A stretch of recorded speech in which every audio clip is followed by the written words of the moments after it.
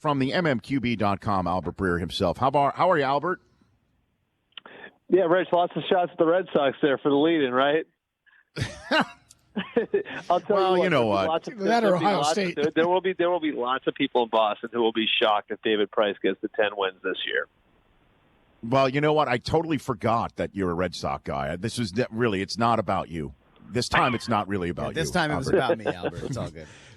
Well, and so let us talk about the Ohio State guys that are available in this draft. Where is Hooker going to go? Where does his injury stand with his draft status going into Thursday night?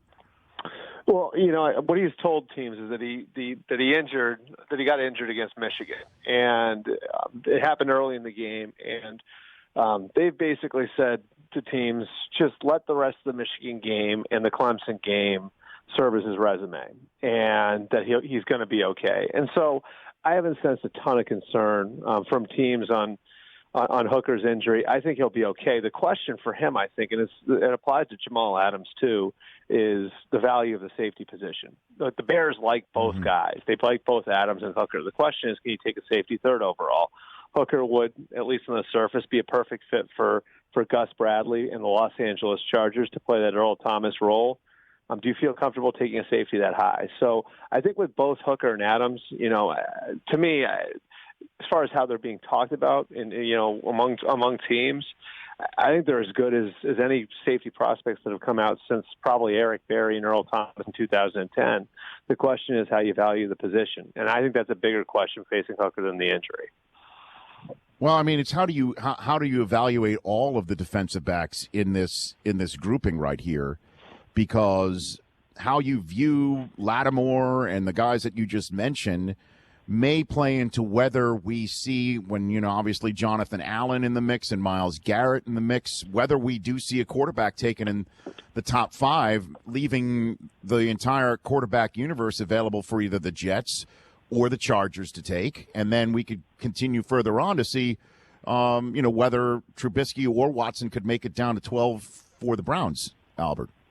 Yeah, and I think the way that the teams that need quarterbacks are looking at it is the first real pressure point is 10, where there's a belief at least that Buffalo is very serious about taking a quarterback.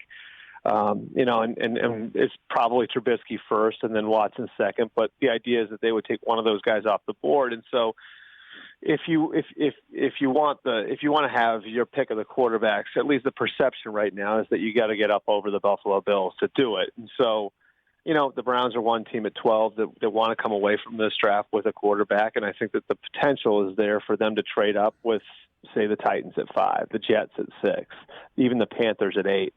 There are lots of teams looking to bail out of the top 10. The question then becomes how far up they're going to have to go. And so I think that that's the first real pressure point is the 10th pick, where teams feel like pretty certain you're going to need to get above 10 to have your pick of the quarterbacks. And then, to me, the team above that's really kind of the mystery team here, and what they're going to do is the Jacksonville Jaguars at 4. From what I've heard, the Jaguars really do like Deshaun Watson.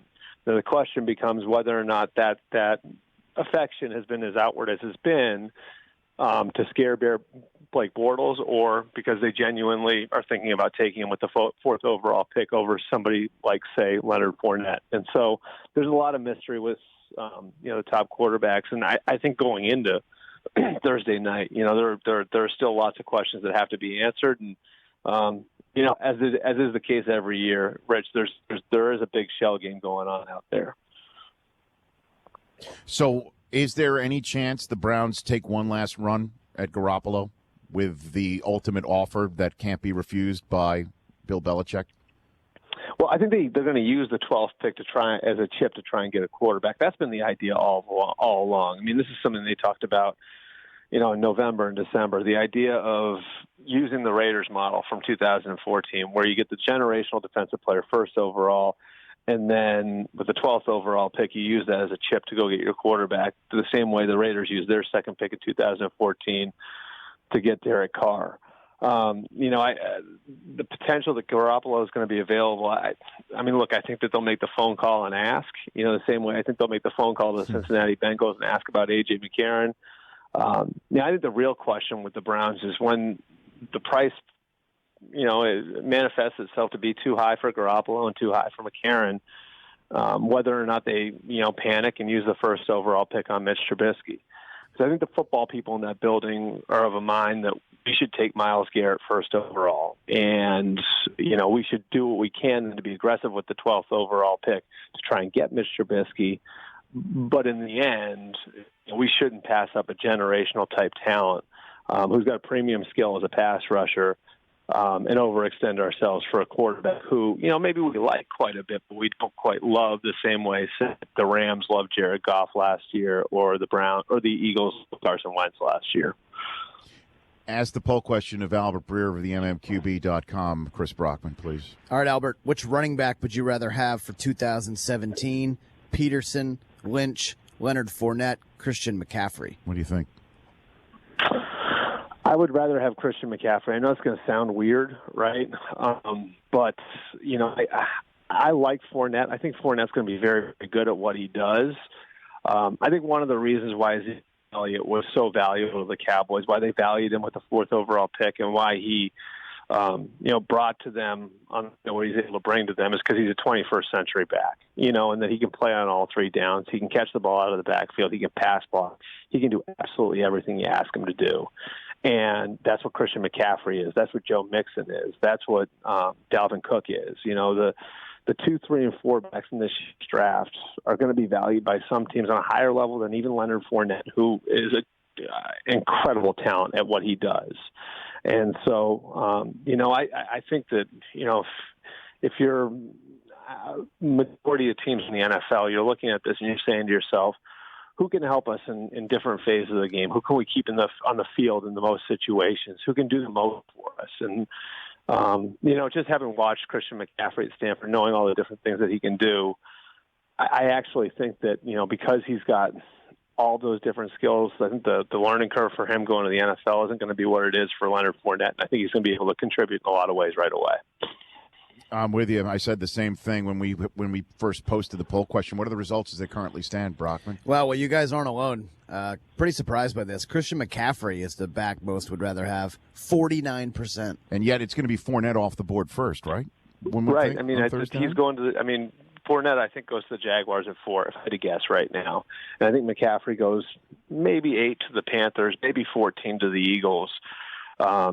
And look, I understand why the Jaguars would do that. If you want to get answers on Blake Bortles, that can be a very effective way to try and get clarity on your quarterback. I mean, look, we can go back to the Cowboys with Ezekiel Elliott, and I don't think you need to tell anybody what he meant to Dak Prescott, And so if you want to get a clear read on Blake Bortles, it makes sense to try and juice up your running game so you can create a better environment for your quarterback. I just think with, the way the game's played now, the ability that McCaffrey has to catch the ball out of the backfield, what he's going to bring to you in the return game, which is an element we haven't talked about, there are more ways that he can affect the game, than almost maybe any other offensive player in this draft. And to me, there's value in that. Now, the reason why I don't think he'll go as high as Fournette is because there are some offenses where, he may be limited. They may not be able to use him in all of those different ways. So his value wouldn't be what it is to other teams. I certainly think if you've got an innovative offensive coordinator, and a good quarterback, I think the value of McCaffrey, we can develop into is off the charts. Why is there a trade talk surrounding Richard Sherman?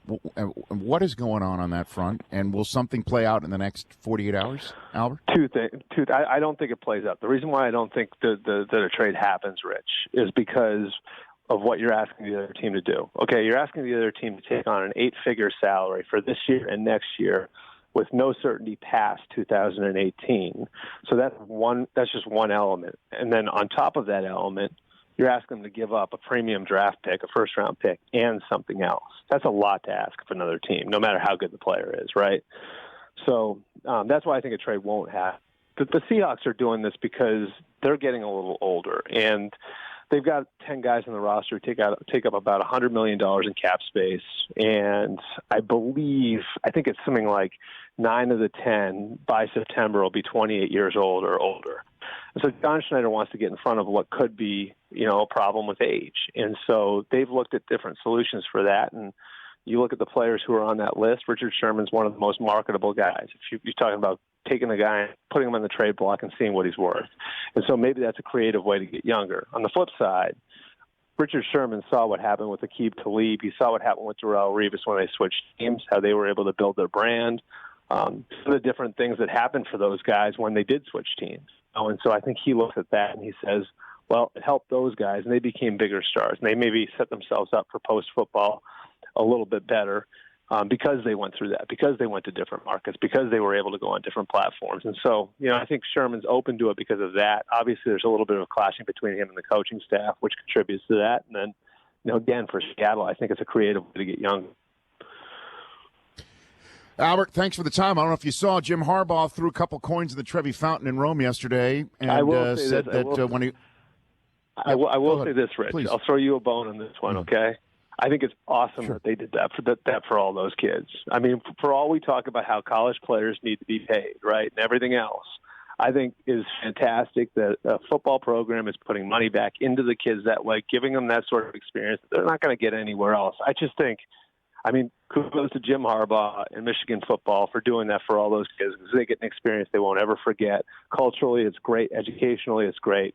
I am 100% on Michigan's decision to bring those kids to Italy. Well done by your guys. And right back at you with the spring game, we saw Urban Meyer and the team put a kid with muscular dystrophy out there on the field, and he scored the last touchdown of the spring game. Albert, that was really neat stuff too. Pretty cool. It's May, it's April, so we can get along, right? Yeah, holy holy kumbaya.